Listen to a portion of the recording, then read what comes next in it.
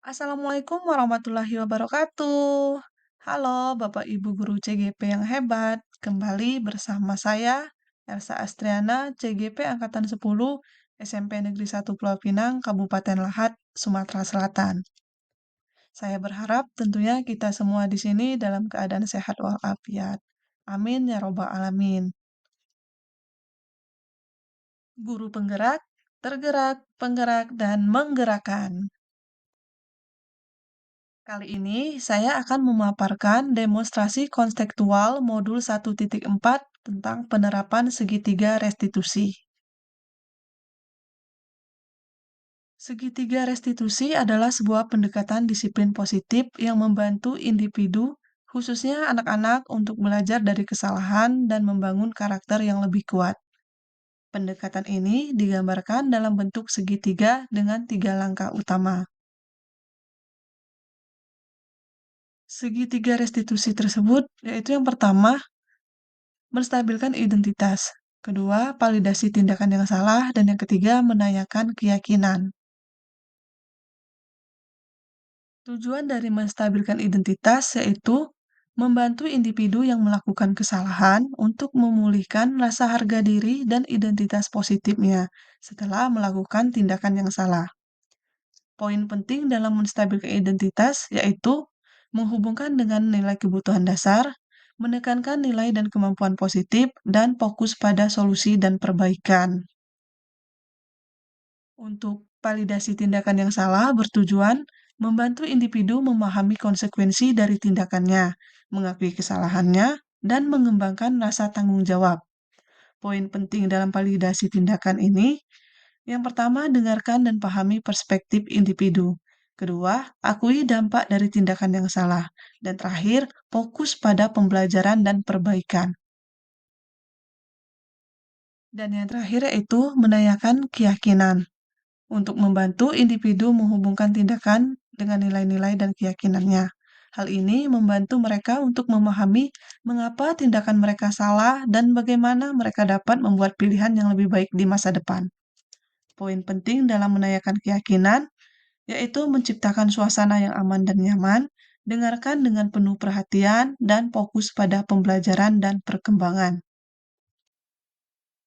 Berikut ada 2 skenario kasus yang saya tangani. Saya menggunakan segitiga restitusi. Dalam penggunaan segitiga restitusi ini, ada satu kasus saya menggunakan dengan segitiga restitusi yang tidak berurutan. Berikut kasus pertama. Elika membawa make up ke sekolah tanpa izin dari pihak sekolah dan menggunakan make up saat pembelajaran di kelas, sehingga membuat fokus pembelajaran teralihkan. Berikut skenarionya. Anak-anak, sekarang kita belajar drama. Kemarin apa pengertian drama anak-anak? Siapa yang bisa lagi, Julio? Lah, Erika? Kenapa pakai make Eh? Sini, sini. Ayo, kenapa kamu pakai make Nanti kalau selesai pelajaran bahasa Indonesia, kamu ikut ibu ke ruang BK, ya. Sekarang make-upnya ibu simpan dulu. Waalaikumsalam, silakan masuk. Silakan duduk, Elika. Elika, cantik sekali Elika hari ini. Ya, ada apa? Coba jelaskan bagaimana ceritanya make up ini sampai Ibu Mary bawa ke ruang BK. Karena saya tadi memakai make up, Bu, saat Ibu Mary sedang menjelaskan pelajaran di kelas, Bu. Nah, sekarang boleh nggak sih kalau siswa itu bawa make up ke sekolah dan memakainya waktu jam pelajaran? Sebenarnya tidak, Bu. Kalau kita lihat keyakinan, kesepakatan sekolah kita, kan ada poin nomor 17 kalau Ibu nggak salah ya, itu kesepakatan kita tidak boleh membawa dan memakai make up ke sekolah. Benar tidak? Benar, Bu. Benar. Jadi yang Elika lakukan ini apa? Melanggarnya, Bu. Melanggar peraturan sekolah. Kalau sudah melanggar peraturan berarti di sini Elika sudah tahu kalau ini salah satu hal yang Tidak boleh, Bu. tidak boleh.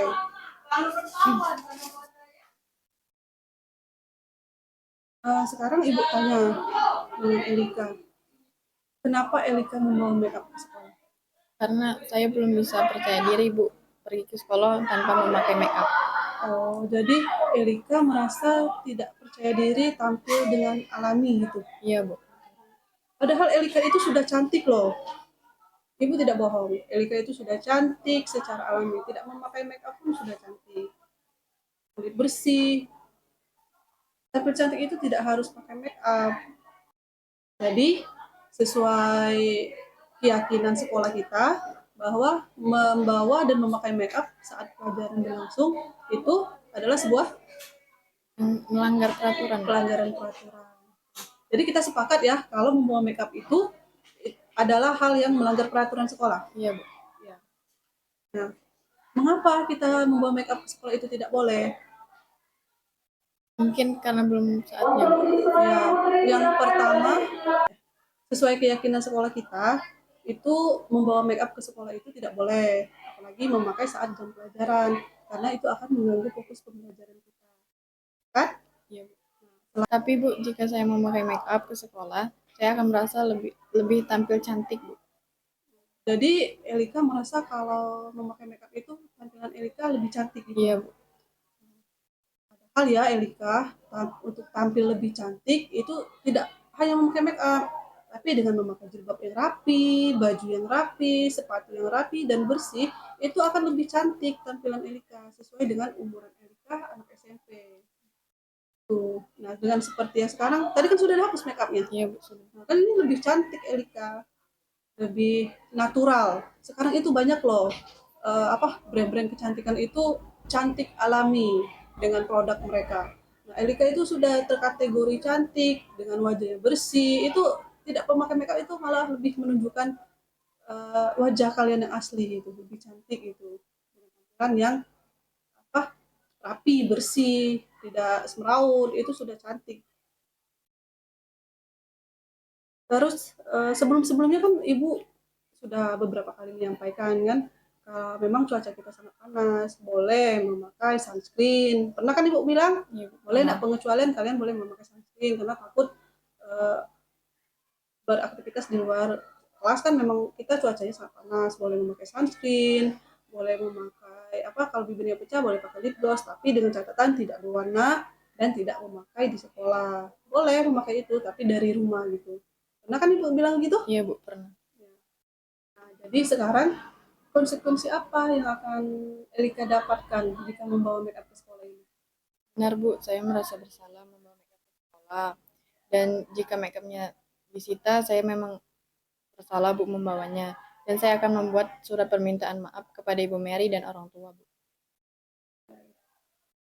Berarti kita sepakat ya sekarang kalau Elika keluar dari ruang bimbingan konseling ini akan menulis surat permintaan maaf kepada Ibu Mary dan orang tua. Iya, Bu. Selanjutnya apa lagi yang akan Elika lakukan? Saya akan mencoba presentasi di depan kelas tentang tampil percaya diri tanpa make up di sekolah, Bu. Itu bagus sekali Elika. Nanti Ibu usulkan kepada Ibu Mary sebagai wali kelas Elika ingin mempresentasikan tampil cantik alami tanpa make up ya. Selanjutnya dari hasil konsultasi kita ini apa yang akan Elika lakukan lagi? Saya tidak akan membawa make up lagi, Bu, dan saya akan tampil. Bagus sekali. Di sini alhamdulillah Elika menyadari kesalahan Elika dan akan merubah tindakan perilaku Elika ke depannya. Dan semoga apa yang Elika sampaikan ini dan yang kita diskusikan ini akan Elika jalankan. Ya. Setelah ini pelajaran siapa? Ibu Yeni, Bu. Bu Yeni ya. Berhubung ini kan sudah jadwalnya masuk kelas. Nanti Elika masuk kelas dan minta maaf kepada Ibu Yeni kalau terlambatnya. Bilang baru dari ruang bimbingan konseling dengan ya. Iya, Bu. Nah, sekarang Elika masuk kelas harus tampil percaya diri walaupun tanpa make up. Harus tampil percaya diri, sebarkan aura yang positif, keluarkan aura positif untuk kecantikan. Oke? Iya, Bu. Silakan masuk ke kelas. Terima kasih, Bu. Iya. Saya Elika, saya telah melaksanakan konseling individu dengan segitiga restitusi. Saya merasa masalah saya teratasi dengan baik. Selanjutnya itu kasus kedua. Palen tidak terima dengan teman-temannya yang berisik saat pembelajaran, sehingga Palen marah dan tidak dapat menahan emosinya. Berikut skenarionya. Nana, sekarang silakan kerjakan tugasnya yang sesuai Ibu arahkan, nanti dikumpulkan. Baik.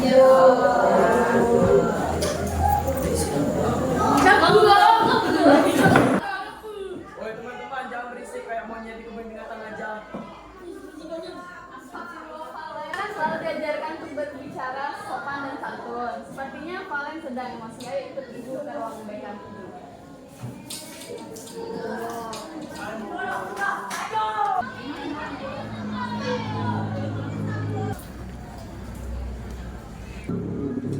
Assalamualaikum. Waalaikumsalam, Ibu Belgi. Ini Ibu, tadi Valen ini di kelas mengumpat dengan temannya. Iya. Kenapa, Palen? Karena saya kesal Bu sering dijadi sama teman-teman. Oh ya. Pelajarannya masih berlangsung ya, Bu Belgi? Oh ya sudah. Kalau gitu, Palen konsultasi sama Ibu dulu ya. Valennya boleh tinggal ya Ibu. Oh ya, silakan. Makasih ya, Bu Belgi. Bisa, Ibu. Ya. Silakan duduk, Palen.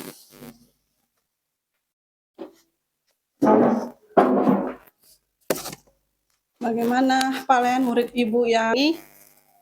Sepertinya Palen sedang terlihat kesal. Kenapa?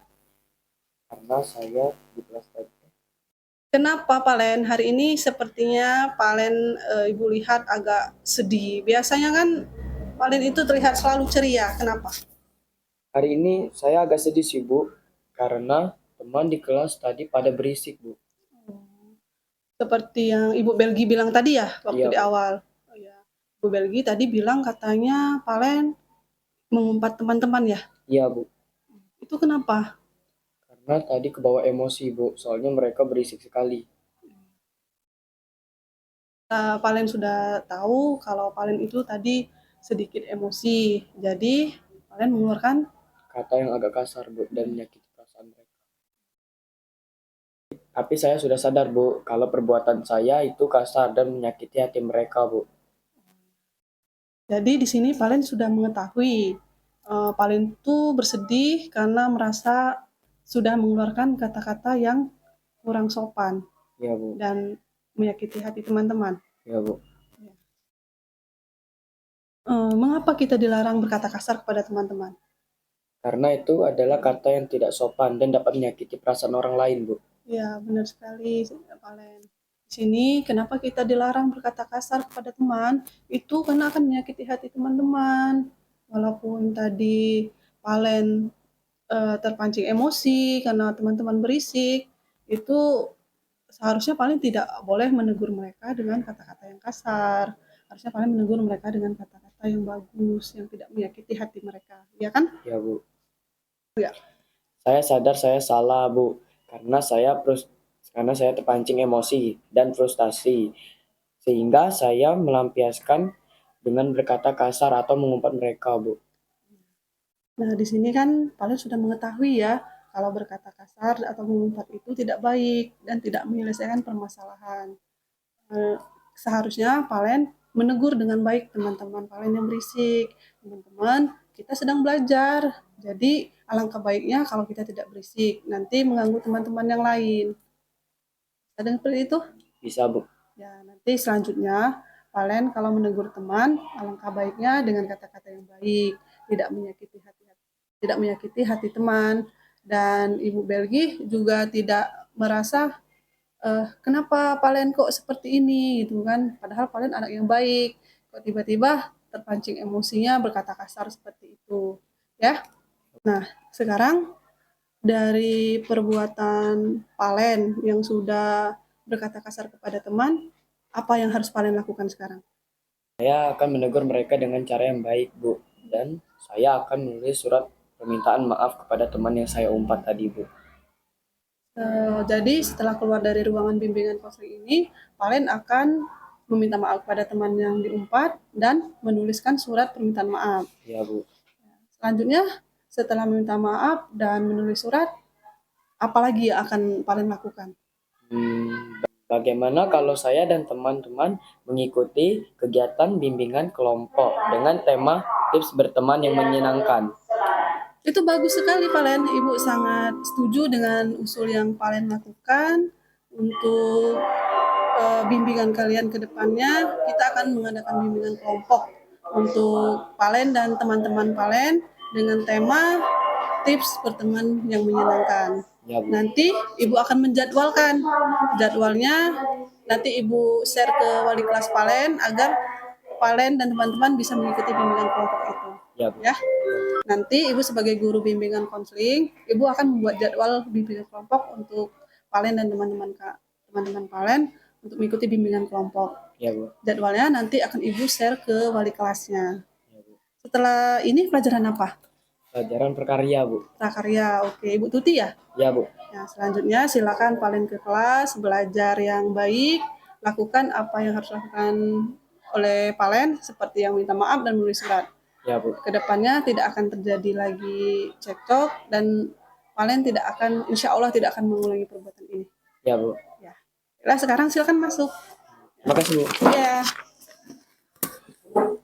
Palen, saya merasa Dua, tiga. Palen. Saya merasa lega setelah melakukan konseling individu dengan segitiga restitusi ini. Demikian yang dapat saya sampaikan. Terima kasih sudah menyaksikan video ini.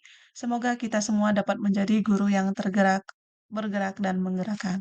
Sampai jumpa di modul selanjutnya. Wassalamualaikum warahmatullahi wabarakatuh.